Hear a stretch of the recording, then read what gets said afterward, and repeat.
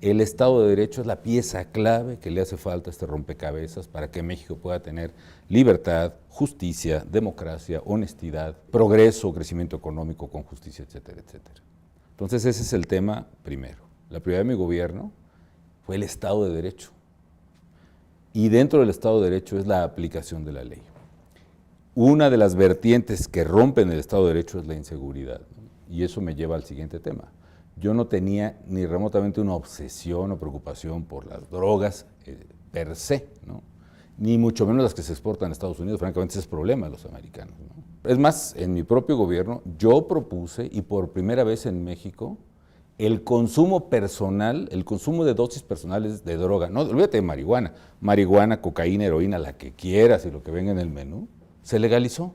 De tal manera que eso de la guerra contra la droga es realmente una etiqueta que se pone para desprestigiar este esfuerzo que se hace por conservar la ley, por hacerla valer y por proveerle seguridad a los mexicanos.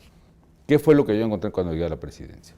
Yo lo que encontré es que el crimen organizado estaba apoderándose rápidamente de vastas extensiones del territorio nacional. Primero comunidades, luego pueblos, luego ciudades y luego estados completos. Y te digo nombres, está Tamaulipas, en Nuevo León, en Coahuila, en Michoacán, en Guerrero, y diversos niveles y matices en Veracruz, por ejemplo. Y esto a través de un proceso que la verdad no se había detectado y todavía no se entiende desgraciadamente, ¿no?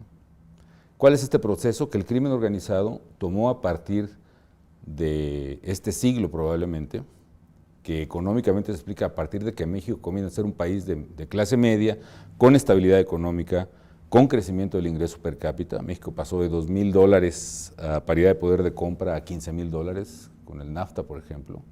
Y México se volvió entonces también un país de consumo, no solo exportador de droga. Solo que el consumo, y los compañeros del ITAM podrán ayudarnos mucho en esto, el consumo no es un negocio de logística y transporte como es la exportación, digámoslo así. El consumo, el negocio de Starbucks es completamente distinto del negocio de exportación de café de Colombia. Starbucks es cómo controlas múltiples puntos de venta, a qué temperatura tienes que vender el café, en qué presentaciones de taza, cuántos pastelitos de zanahoria hay en el mostrador, todos los días, en miles de puntos de venta. Estos tipos para distribuir también necesitan el control de múltiples puntos de venta y eso les implica un control territorial, que es la variable que no existía antes. Cuando estos tipos quieren control territorial, entonces se enfrentan violentamente con otras organizaciones que disputan ese control territorial y ese es el origen de la violencia en México, que además no empezó en mi sexenio.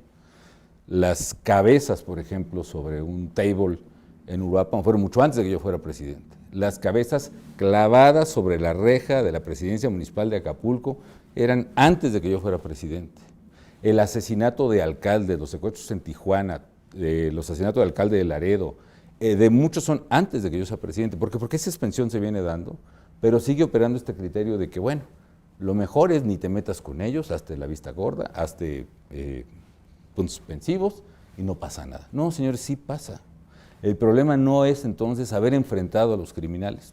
Yo creo que si los hubiéramos enfrentado antes, ya hubiéramos superado totalmente este problema, ¿no? El problema es no haberlos enfrentado y haber dejado que se apoderaran de una comunidad. ¿Cuál es el problema cuando se apoderan de una comunidad o de la policía de una comunidad? Que entonces su negocio deja de ser la droga. Su negocio se vuelve la extracción de rentas lícitas o ilícitas de la sociedad, es decir, como reemplazan a quien gobierna, hacen lo que el gobierno suele hacer, que es cobrar impuestos. El gobierno no cobra impuestos, ellos son los que cobran las cuotas, ¿no? Que es tener el monopolio de la fuerza pública, o sea, los 8 policías que hay con pistolas 38, mejor se disciplinan, ellos son los que manejan, tienen la fuerza con sus 18 camionetas, con 4 metralletas cada una, ¿no? Ellos ponen la ley. Ese es el fenómeno que yo vi, ese es el fenómeno que de no haber intervenido hubiera acabado, la verdad, una buena parte de la vida institucional de México, ¿no?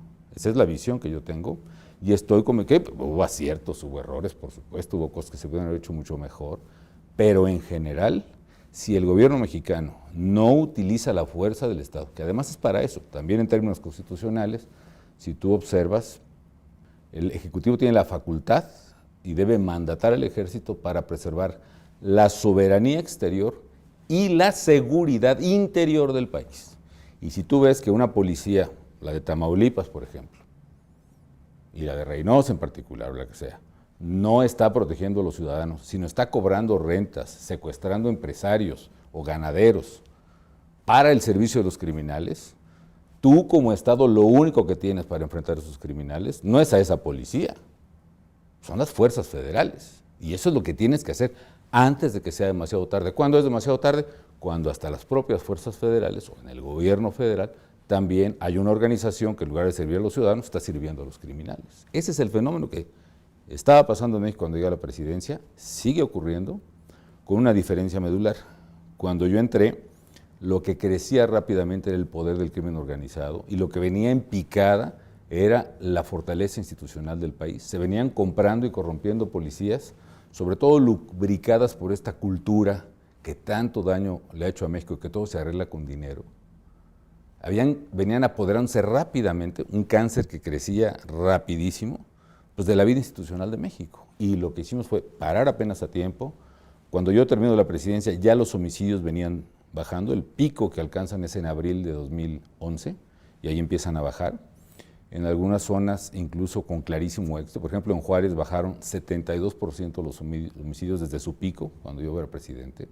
En Nuevo León es otro ejemplo clarísimo, en Tijuana es otro ejemplo clarísimo, de que al momento que tú los enfrentas, independientemente de la tensión que eso genera, finalmente prevalece el Estado como debe ser, bajas la criminalidad, desahogas la tranquilidad de los ciudadanos que no tiene salida y finalmente recuperas lo que se había perdido, ¿no?